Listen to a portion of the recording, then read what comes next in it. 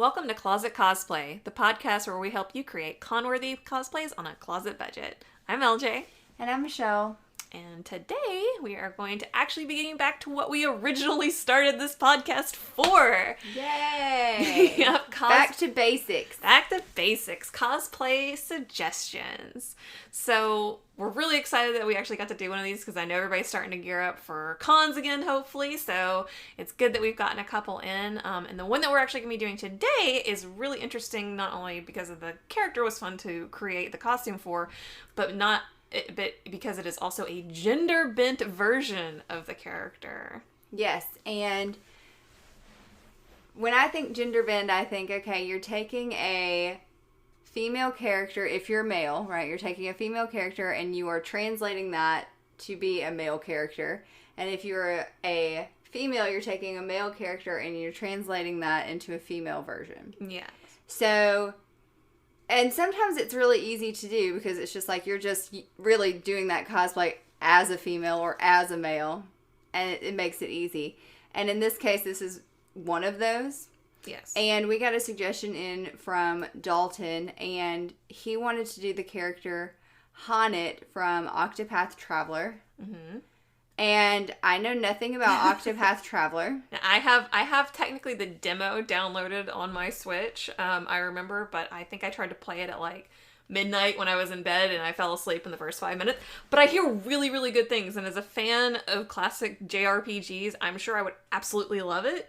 But the character itself is... So we obviously had to look up the game and this character. Do our research. Yeah, we had to do our research. And on first glance, this character looks really simple. If you're not familiar with the design of her, she's your typical, what I would call your ranger archetype. She's got your fur cloak, she's got a tunic dress, she's got a leather belt, she's got the fur boots, the bow and arrow. The browns, the quiver, the browns, the grays, feathers, feather even, ears. like that natural kind of foresty vibe to Yeah, her. so we look at this and we just go, oh, this is simple. Because when you think of the gender bending, like you said, it varies in difficulty depending on how high feminine presenting or how high masculine presenting. Right.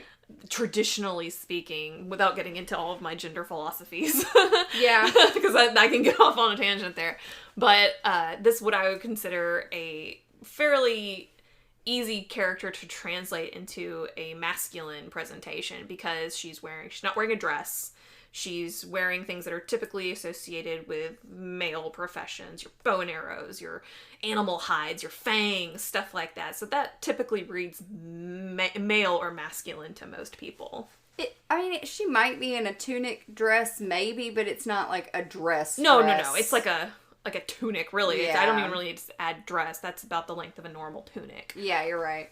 So I say tunic dress because it's clearly, when you look at the picture of her, it's clearly meant to be posed as to give her more of a feminine appearance. Right. Which is not really something that we have to worry about with Dalton's because... So Dalton actually had a picture, or he actually has a piece that he already wants to use with it, which it made it very easy because now we know kind of like what he's basing this around of. And he chose not to wear a shirt, so... Right, and that makes it easier because that's one piece we didn't have to find. It is one piece that we did not have to find. However, if you were to put a shirt with this, I think you could just grab any kind of beigey shirt and it would work just fine. Yeah, she has got like... Maybe even a brown. You could wear a brown, it's like a beigey... Brown beigey and brown. beige. Yeah, beigey. It is. It's beigey. There you go. That's my new word. It's beigey.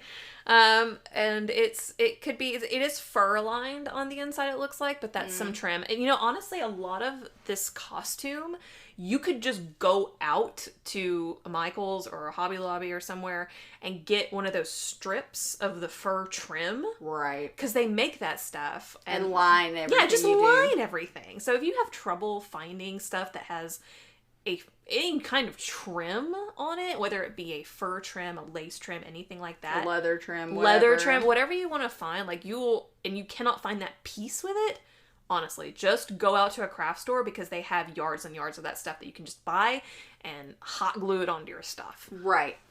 And so where did you start with finding items then? Because what Dalton does already have, and this is kind of the part of the suggestion form, we ask you, we say, what in your closet do you have that we can use as any kind of piece that maybe we wouldn't have to find, that we could base this around, or that we could see kind of what you've already got. And he had like this, it's got almost these brown kind of shoulders on it, but it's a fur piece. Yeah, it's like a above fur. The shoulders. It's what it looks pretty well matching her little like grayish, her beige cloak that she's got going on. Right. And I started by looking at that first because I knew she was going to have, or I should say he, since we're making this a gender bent version. Sure. That he was going to be having a lot of this fur and fur trim. So I wanted to make sure that I tried to match as closely to his existing piece as possible. So where I started with the boots, because if you look at her boots, it's big old boots with the fur looking. Yes. Great big muckluck looking things. They're great. So I found what is, now I'm sure I don't have to tell you, shoes can get very expensive. Right. Very easily one of the most expensive pieces of a cosplay. But luckily with boots, you honestly have the option of what they're called boot tops or boot toppers, or even sometimes you can find these items classified as leg warmers. But they're basically just like tops that go over your boots. So wear your normal boots. Right, you wear like a boot under it that you would go with it, and then has either like so I got two actually, because one option is the only one that you need to really make it read, and the other option is to add under it to make it look as closer to the source material, because basically what her boots look like is they are brown boots with fur, leather wrapped around the fur, and then a thick leather cuff at the top of the boot. Right. So what I found was a nice gray, beige color of fur boot topper with the leather around it. Perfect. So you've already got the leather around it. Because, see, I think, like, in a ladies version, I see just the fur a lot of times. But like you were saying, you could go to Michael's and get, like, just that brown kind of, what do you call that? Fabric. It's just this brown piece of string almost, but it's, like, more textured than that. It's like felt. Yeah, and you just wrap that around that, and that would work just as well. Yeah, so even if you couldn't find something with a leather already on it, again, when it's stuff like this, where it's just trim or just a piece, and in fact, I would recommend, like, if I was going to make this for myself, I actually would get very few pieces off of the internet. There's so many pieces on here that we'll discuss that you could make for yourself for 10 times less than what you're going to order for it on Amazon. That's true. So, and that's what I think. It's like, you can get those, I mean, especially if it's during Halloween, when you're doing any kind of thing with a fur boot. It's like, go get those fur leg warmer things they always have at the Halloween stores. Take the wrap and wrap it around, and you've got it made. Yeah, and you're done. Especially if you are planning to do something that comes after Halloween, because they do all of the big sales. Get the sale Oh stuff. my gosh, yes. Get it on sale. So yeah, I started with the boots, and I think that what we found is affordable enough, and it matches really well. So, you know, if you want to just have something that reads, just do the fur. Right. If you want that extra little bit, get the boot cuff toppers Which adds that brown detail. It adds the brown detailing on it. And she does have these little kind of like designs, but that's another level of how accurate do you want this to be. Right. Which you could honestly just draw on there with a pink paint pen. And that is one color that she uses a lot in the female version of this. Is she's got a lot of pink accents, which I think is nice to break up that coloring of the browns and the grays and the earth tones. This very natural earth tone. Yes, these very natural earth tones. And you see this color pop up in a couple places. You see it pop up in the embroidery on her boot cuffs. You see it pop up in the embroidery on her gloves. Her earrings are feathers, white feathers that are dipped in a pink paint. And she has these two, it looks like maybe, I assume that they are saber teeth from a saber tooth, because she's got this little pet that looks like a little white saber tooth or a wild white panther of some kind. Right. I assume it's supposed to be that. And so she has these pink thread that ties those together that sit on her cloak. Right. So in an effort to gender bend, I actually might suggest doing that instead of pink, do red. Yeah. Which might read a little more masculine. I think it could be an interesting take on it as well, just to see a different way of doing this character. Yeah, and it's still obviously within the realm. Right. And it's funny that we even associate, well, pinks and reds with femininity, because I've gone on this rant before, but in the 20s there was flipped. Blue used to be for girls, Right. and reds and pinks used to be for men, because reds and pinks were the color of blood and life, and red, and it was vivacious, and it was, well, that's way too aggressive for women. They get the Virgin Mary light blue that's soft Right. and motherly, and like that was, and at a certain point in the early, I think it was in the 20s or 30s, those things flipped. Everything switched around. Everything switched around, so pink is not very much a men's color, which is why I say if you're going to gender bend it, while it technically anybody can wear any color they want, if you're wanting it to read a certain way, and you feel that a certain color reads as more masculine than the other, I would suggest red over pink, just because everybody associates pink with girly girlies now. Hey, but if you want to rock pink, you rock the pink. Yeah, you can go for it. Yeah. And hey, you're going to be accurate, so it's not going to matter. Exactly. You're doing exactly what the character does. Yeah, it's just definitely an option. So that's where I landed on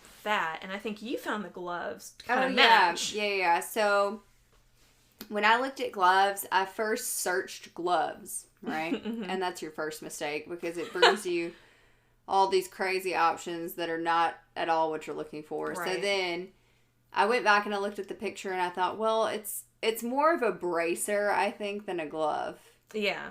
So then I searched bracers, which pulls up all, the LARP stuff, which I thought, okay, well, this is more what I'm after. Like the LARP, the Renaissance Fair look, which I thought, I was like, oh, if I was at a Ren Fair, I'd just buy these from a vendor. Easy, Oh, yeah, definitely. They are everywhere. You They can are. find these bracer fur type things everywhere at Ren Fairs.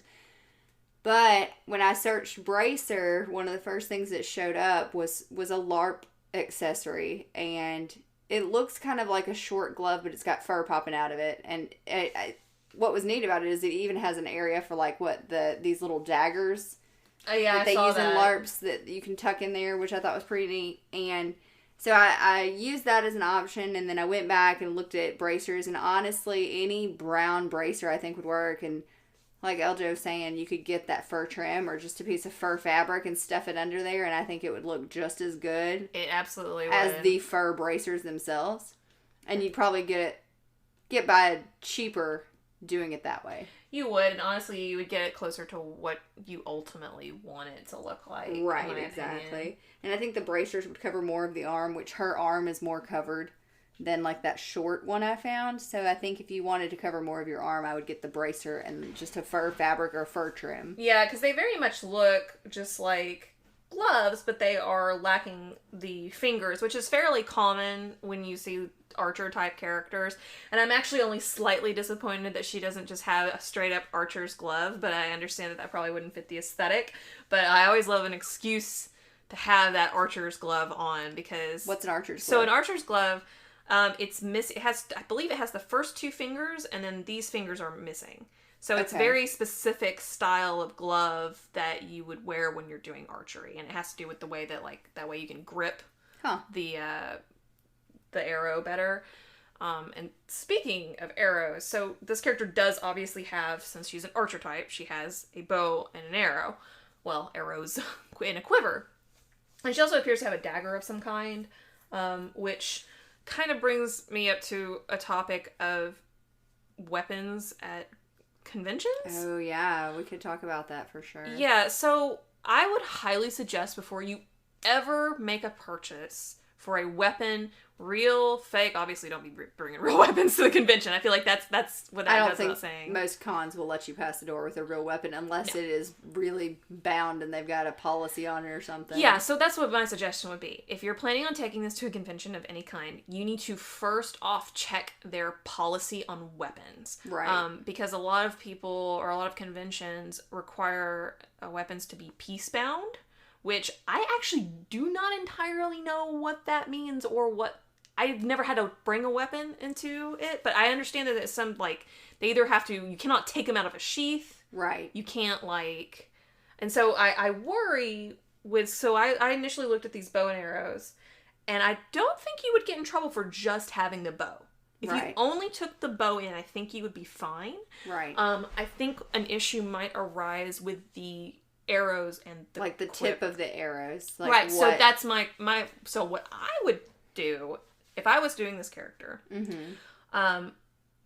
there is, I found a bow and arrow little quiver set, and it doesn't have this nice big leather quiver like she has, but it's like this little wooden one, which is not a big deal if you want to replace. And so that's what I picked, and you'll see in the list. If you do want a larger quiver, because I don't think you would get in trouble for the quiver either, there's plenty of options. They're a little pricey. Right. So, because you're not really going to find a ton of belt quivers that aren't functional.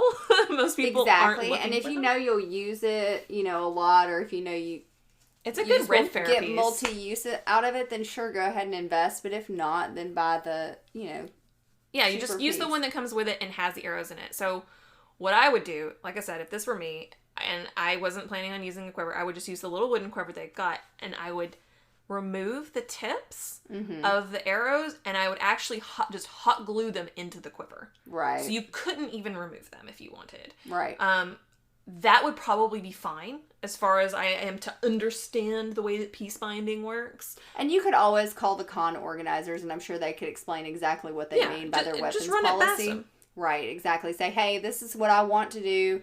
Would this be okay? If not, what alternative would you suggest? And I'm sure that they would have some suggestions on how to modify your weapons. And that goes for anything, any kind of swords, daggers, anything like that. What kind of things are allowed and what aren't. Even if it's something you may not necessarily perceive initially as a weapon. I know it sounds weird, but there was a character I know from a specific comic book that his weapons were these giant metal chopsticks that they use in cooking in Japan, and they were tied with a string, but he used them as a weapon.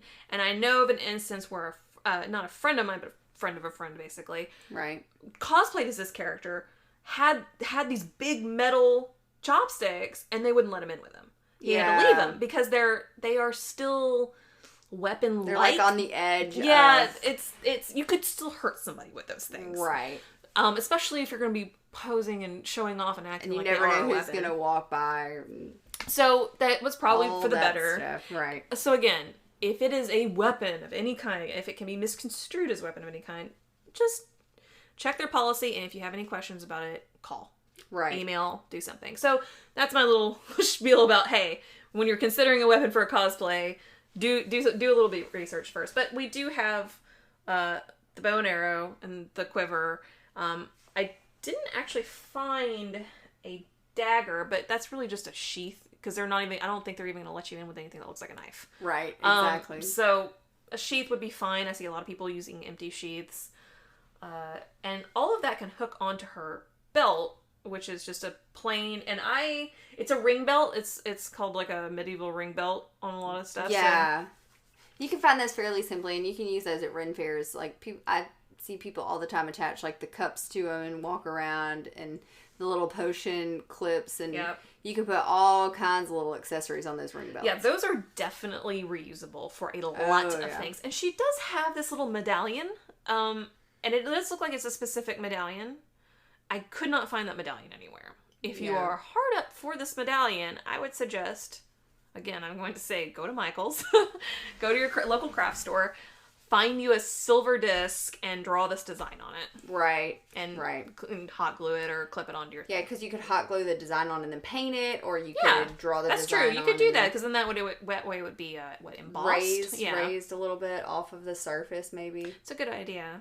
Yeah, you could. It would depend on how good you are with, not shaking when you have a hot glue gun in your hand. Well, you could do that. You could also use what's that polymer clay that just air dries? Oh yeah, you could do that. I've seen a lot of people do that. Yeah, a lot of people do that. Jewelry type stuff with the clay. Yeah, so there's options, or you could just.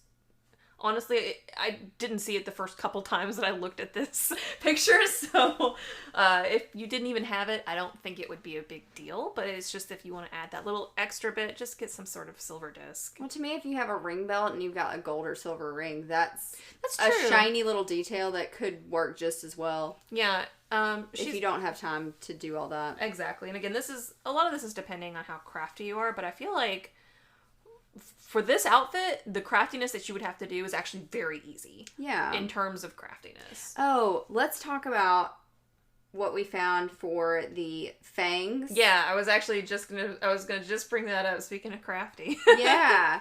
So we looked at these fangs that are kind of attached to the cloak around her shoulders, and They do look like they're attached in the center with a string across her chest. And for Dalton, I think you could just grab a red string of some sort and tie it around these pieces. But we ended up looking for these under all kinds of different Michelle titles. actually had a great idea because I was having no luck.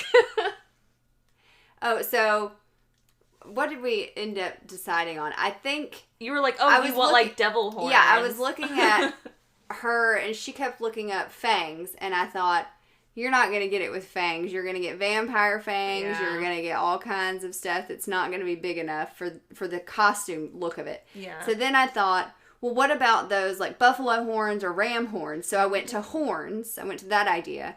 And I thought, okay, well, maybe you could take a buffalo horn and like chop it in half and do half on this side and half on that side. And LJ was like, no, that's going to be way too big. Buffalo horns are gigantic.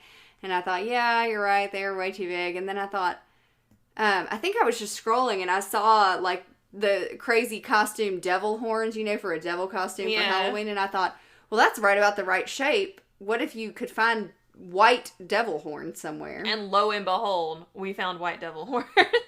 And what, they're for a car? They are for cars. So it's funny because they're about the size, I would say, they're a good, 5 inches? Probably. About 5 inches, which is good for a costume size because you're going to see it. It's like kind of on your shoulder. It's going to be big. It's going to be prominent enough for you to see it, but not so gigantic as like a buffalo horn where it covers your whole chest. But apparently they are meant for cars because people apparently put devil horns on their cars. I don't know. We're not here to explain why people need to put devil horns on their cars. We're just here to take advantage of the opportunity we've been given by buying the devil horns for cars and using them in cosplay. I would actually be really curious to see those in person. I'm not even gonna lie. I'm curious on the make and how heavy they are. I wonder how heavy they are. That's my question because they can't fly off if they're on the car. So I'm wondering. That's what I'm thinking. I'm like, I don't think they'd be light. I don't think they'd be there. So I would be curious to look at the specs on that to see how heavy they are because that is something to keep in mind. Right. Is how heavy they are.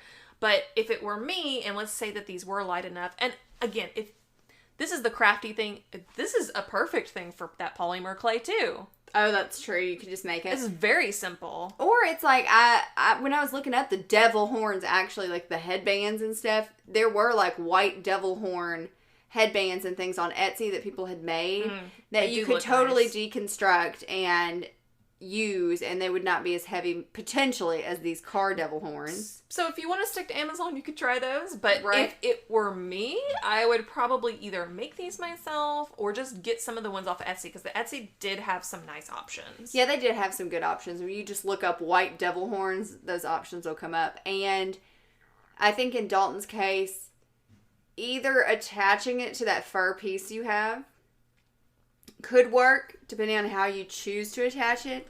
Or I just thought of this. If you've got the red string across the front anyways, why could you not just continue that and make maybe a necklace? You could. My thought on it was, so you've got this string around each of the tooth. Right. So that means that you could probably slide a safety pin behind that string and then just safety pin it onto the fur piece.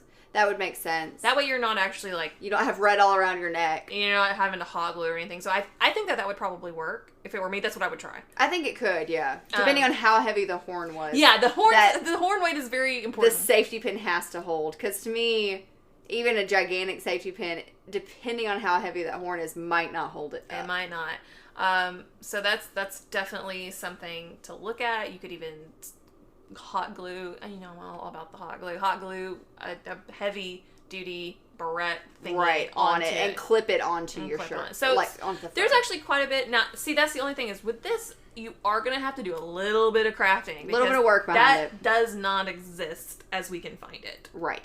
But it's pretty simple in my opinion, and I think it's going to help with that accent.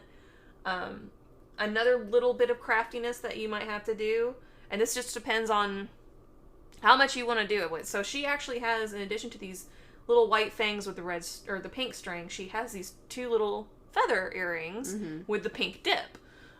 So we looked at feathers, and this was another thing that we ran into, having to look at the size of them because we didn't want them huge.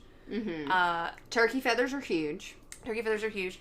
Goose feathers are around the same, like the right size. Yeah, I think the ones that we ended up picking. So our idea with this, just to try to gender bend it a little bit harder in the highly masculine presenting direction, is I see a lot of men characters when they wear earrings, they wear one earring. Yes. So I was like, okay, that's common in character design, is men having one earring. So just wear one earring. So it's pretty simple. Now you can just buy feather earrings out there. That I actually couldn't find white ones for some reason. That were clip-on, because Dalton apparently does not have pierced ears. Which, I don't recommend Dalton going and getting his ears pierced just for this cosplay. No, we're not going to recommend that. So, clip-on's fine. But you could also, here's the thing. Yeah, we could buy 100-pack of white goose feathers for $9. Or again, you could just go to Michael's. Get a feather. Get a feather. Get a earring piece. And clip it on. And you're done. And it will cost you like less than $1 probably. Exactly. You don't have to pay for shipping. You got it. It's exactly the same. A trip to Michael's would really help you out with this costume. That's what I kept saying. That's why I said at the very beginning, I was like, I'm going to say this a lot. Because I feel like this is a perfect costume that you could do a bunch of crafty stuff on. Bring the crafty stuff in. And it's gonna really save you money. And so if you're really on that closet budget, this is it. This is the way to do it. So, and then she's just got a plain black pant, which we added into the cart, I believe. Well, yeah, so... Or you should have plain black pants. You can just wear plain black pants. Now, I will say this is another thing where there's a very specific picture that I'm referencing, and it's her concept art, and it seems to be the one that pops up a lot, because this game, while a newer game, is actually done in pixel art, so... Which is so fun. I mean, I'm all about it. So, but that means that you're not getting a ton of detail or references outside of very few promotional artworks. But in it, so you just see the initial black pant, but if you look closely, she has brown leather twine stitching on the side. So I did find a black pant, a men's black pant with the lacing up the side. Nice. Now it is a black lacing, it's not a brown lacing, but if you wanted to switch that out, that is another very easy fix. And if you're already buying the twine, you're already buying. Yeah, because here's the thing: one of her other accessories, which actually does not appear in the artwork, from what I can tell, but in my research for this character, and I don't know if this is a spoiler, so I'm going to say spoiler alert. Potential spoiler warning. Spoiler warning. 5, 4, 3, 2, 1. Okay, so apparently she has a conversation with another character where she explains that she has a necklace with 2 rings on it around her neck, and the rings belong to her parents who passed. So I was like, oh, what a cool little thing. Like little Easter egg for people that know the character. Yeah, so who know that character. So I don't have any reference photos of this, what it looks like. I have no description. I just know that it's rings. So my idea, considering she's still all of these very like earth tones and nature and stuff like that, I was like, well, I don't see it being a chain. I see it being a leather twine. Right, exactly. So which is what's carried through her whole costume. Right, so we're going to use the leather again. And then I found I just picked a few stacking rings that were like that antique-y brass color. Yes. And so, because you can find stacked ring sets, and there's like 3 of them, so just use 2 of them. Put 2 of those on there. And they look a little different. And they look a little different, so it's not just the same 2 rings. Right. And you could repurpose the rest of that leather twine into doing your leggings if you really wanted to. Yeah, I mean, done. There you go. So, really, that leaves us all with just the wig. Yes. So, I wrestled with the wig. I always wrestle with the wig. And where I'm just like, pick the first one that looks good, let's go. I always wrestle with the wig because, in my opinion, wigs make or break the costume. They do. And so, initially, and I still think you can do this, because men, especially ranger types, have braids and long hair and all sorts of crap all the time. But in the effort of making this more highly masculine presenting, we went ahead and went with the short. And we actually found a short wig that I liked the color of it a lot, because in looking at various cosplays and photos references of this character, I saw like 3 to 4 different hair colors. It was either blonde, light brown, white, even pink. I even saw pink in a lot of stuff, so it's like Cosplay, I mean, you have the freedom to do whatever you want. Especially when you have something as like, because literally all of those colors are in this concept art. Yes. All of those colors are in this concept art for this character. Just to varying degrees, and whatever you see or catches your eye is what you're going to go with. And so we actually found a wig that has this mix of colors. Yes. It's a man's wig, and it's like meant to be like an ashy blonde, kind of strawberry blondish. But it feels pretty perfect when you look at it. It feels pretty perfect, and I liked it a lot. It's real cheap too, and I think it's by the same people who did my Shrike wig, which I'm kind of like partial to, just because I enjoyed the wig. Yeah. But so you have experience with the company. I have experience with the company, and it's cheap, and it's costumey, but honestly, they held up really well. Considering they're like $16. Yeah. So that's good. You could do that. I think if you really tried, you could probably get some. If you want to do a braid attachment, you can do it, but you don't really have to do a ton to the hair because her hair is in a braid. Obviously, you're not really going to do that with short hair. Right. But I think that would work. And if you wanted to still do a braid, the Elsa wigs are pretty close, you guys. I'm not gonna lie. And those Elsa wigs are way cheaper than any other braided wig you'll find, honestly. Oh, yeah. There's some beautiful braided wigs out there. But the Elsa wig is actually really close to this hair. Yes, it actually is. Like with the wispies at the front and the braid down the back, it fits really well. And it's blonde, so you could definitely go that route. And you could always be Elsa for Halloween and make some little kids super there happy. There you go. Multi-use. Always looking for the multi-use. Absolutely. I don't think we're going to have to worry about Dalton being Elsa for Halloween, though. Yeah. I'm sure he can pull it off regardless. For Halloween, yeah, he can pull it off regardless. Dalton can pull off anything, so we're excited to see him pull this one off. Yeah, definitely am excited to see him. I hope maybe we can get some pictures at some point and he can share those with us and then we can share them with you. Yeah, absolutely. So if you guys want to see an idea of yours featured on an episode of the podcast in the future, send us a suggestion through our suggestion form, and the way you can find that is by going to our Anchor page and clicking our links. We have a link tree in our Instagram.